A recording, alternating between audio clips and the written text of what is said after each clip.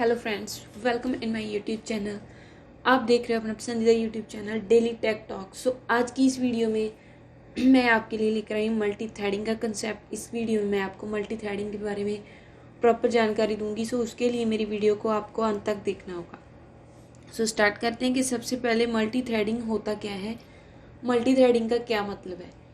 ये सिर्फ जावा का फीचर है, C++ या फिर सी लैंग्वेज में ये फीचर नहीं पाया जाता है। मल्टी थ्रेडिंग का मतलब है कि एक समय पे बहुत सारे प्रोग्राम के जो पार्ट्स हैं उनको एग्जीक्यूट करवाना, एक ही समय पे बहुत सारे थ्रेड्स को एग्जीक्यूट करवाना, इसे मल्टी थ्रेडिंग बोलते हैं। जब हम एक से ज़्यादा काम एक समय पे करवाते हैं।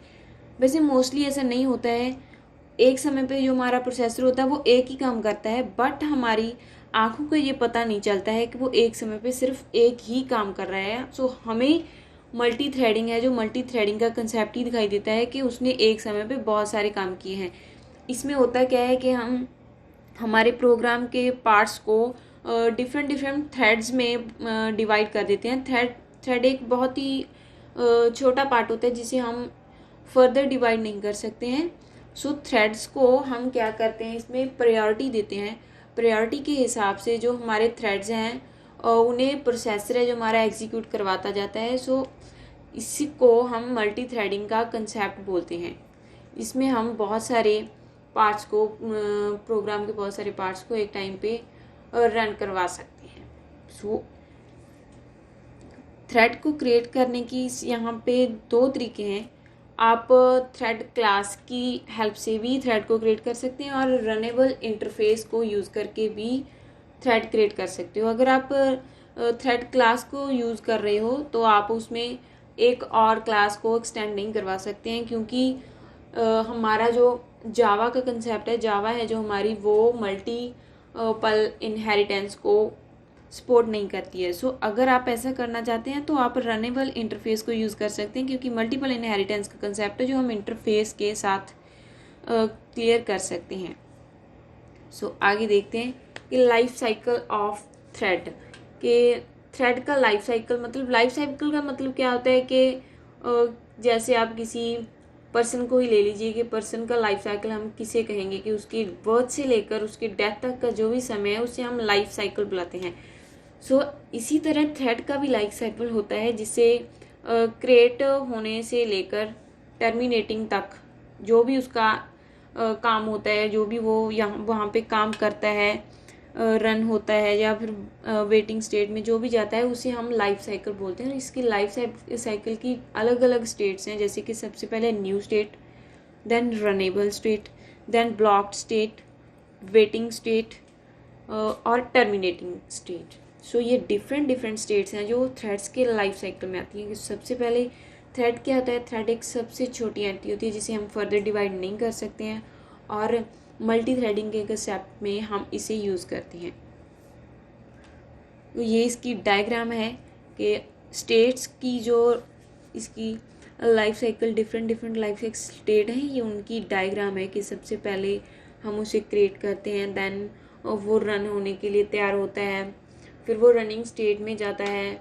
अगर वहाँ पे उसे टाइम लगे तो हम उसे वेटिंग स्टेट में डाल देते हैं या फिर ब्लॉक स्टेट में डाल देते हैं। ब्लॉक स्टेट से उसे फिर से उठाकर रनेबल स्टेट में डाला जाता है। तो जब वो अपना प्रोसेसिंग का काम है जो फिनिश कर लेता है, तब वो प्रोग्राम से खुद ब खुद एग्जीक्यूशन से टर्मिनेट हो जाता है। थ्रेड का इतना ही काम होता है। मल्टी थ्रेडिंग कंसेप्ट में हम एक समय पे बहुत सारे थ्रेड को एग्जीक्यूट करवा सकते हैं। देखिए न्यू थ्रेड में क्या होता है, ये इसमें हम थ्रेड को क्रिएट करते हैं। ये इसकी बॉर्न स्टेट भी बोल सकते हैं आप इसे, न्यू थ्रेड स्टेट को। इसमें हम हमारे थ्रेड को क्रिएट करते हैं। आप चाहे थ्रेड क्लास की हेल्प से करें या फिर इंटरफेस की हेल्प से, वो आपकी मर्जी के अकॉर्डिंग आप कर सकते हो। नेक्स्ट होता है runnable state. Runnable state second state होती है जब हमारा जो थ्रेड है वो क्रिएट होकर रन होने के लिए तैयार होता है रनेबल स्टेट में। यहाँ पे वो अपनी रन होने के लिए वेट करता है। यहाँ पे हमारा जो प्रोसेसर है उसका काम होता है कि वो उसे अपना टाइम दे रन होने के लिए, उसकी प्रायोरिटी के अकॉर्डिंग। जब तक उसे रनिंग स्टेट में नहीं डाला जाता है तब तक वो वेटिंग स्टेट में रहता है। सो नेक्स्ट है वेटिंग स्टेट। जब हमारे थ्रेड है जो वो रनेबल स्टेट में होता है, अगर वहाँ पे और भी बहुत सारी थ्रेड्स एक लाइन में लगे हों तो उसको वेट करना पड़ता है थोड़ा सा। तो हमारा जो प्रोसेसर होता है वो क्या करता है कि उसे वेटिंग स्टेट में डाल देता है, ये वेटिंग या फिर ब्लॉक स्टेट। और वहाँ पे हमारा थ्रेड है जो वेट करता है अपनी टर्न के लिए। जब उसकी टर्न आती है अकॉर्डिंग टू प्रायोरिटी, देन उसे एग्जीक्यूट करवाया जाता है। ब्लॉक स्टेट से वो खुद ब खुद कुछ नहीं कर सकता है। जो हमारा थ्रेड है वो ब्लॉक स्टेट में सिर्फ वेट करेगा, वो वहाँ पे कोई भी एक्टिविटी नहीं कर सकता है। ये इसकी रिस्पॉन्सिबिलिटी होती है जो थ्रेड शेड्यूलर की होती है। जो भी उसे शेड्यूल करता है वो उसे रिएक्टिव करता है, रिएक्टिव करने के बाद उसे वो रनेबल स्टेट में फिर से डालता है। सो रनेबल स्टेट में वो अपनी एग्जीक्यूशन है जो पूरी करने के बाद वहाँ से टर्मिनेट हो जाता है। So next state timed waiting. इसमें क्या होता है कि टाइम वेटिंग स्टेट की उसे टाइम दे दिया जाता है कि वेटिंग स्टेट में उसे सिर्फ उतने ही समय के लिए रहना है जितना उसे रेफर किया जाता है। सो इसे टाइम वेटिंग बोला जाता है। सो अपना टाइम जो स्लीपिंग टाइम है वो पूरा करने के बाद उसे फिर से वेटिंग स्टेट में डाल दिया जाता है। और नेक्स्ट है टर्मिनेट स्टेट। टर्मिनेट स्टेट है उसकी लास्ट स्टेट, जिसे आप डेथ स्टेट भी बोल सकते हो कि थ्रेड की डेथ स्टेट। जब हमारा थ्रेड है वो अपनी एग्जीक्यूशन को प्रॉपर तरीके से कर लेता है तब वो टर्मिनेट होता है। या फिर अगर कोई टेक्निकल प्रॉब्लम आ जाए, कोई एरर अकर हो जाए या फिर कोई एक्सेप्शन अनहैंडल एक्सेप्शन जिसे हैंडल ना किया जाए, तब वो टर्मिनेट कर जाता है। सो टर्मिनेट स्टेट लास्ट स्टेट होती है। टर्मिनेट स्टेट के बाद वो सीपीयू के साइकिल का हिस्सा नहीं रहता है ज़्यादा समय के, वो वहाँ से आउट हो जाता है। नेक्स्ट है कि प्रायोरिटी क्या होती है। Java threads priority in multi threading.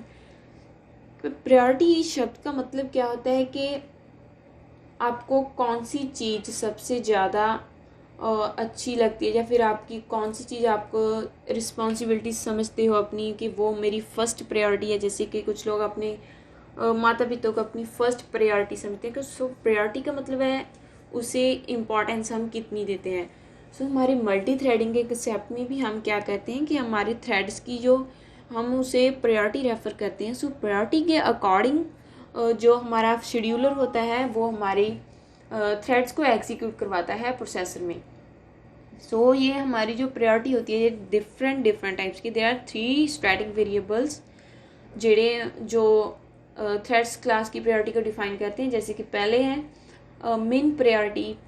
Minimum priority मतलब इसमें क्या होगा कि जिस थ्रेड की प्रायोरिटी हम सबसे कम होगी उसे हमारा प्रोसेसर है जो सबसे पहले एग्जीक्यूट करवाएगा।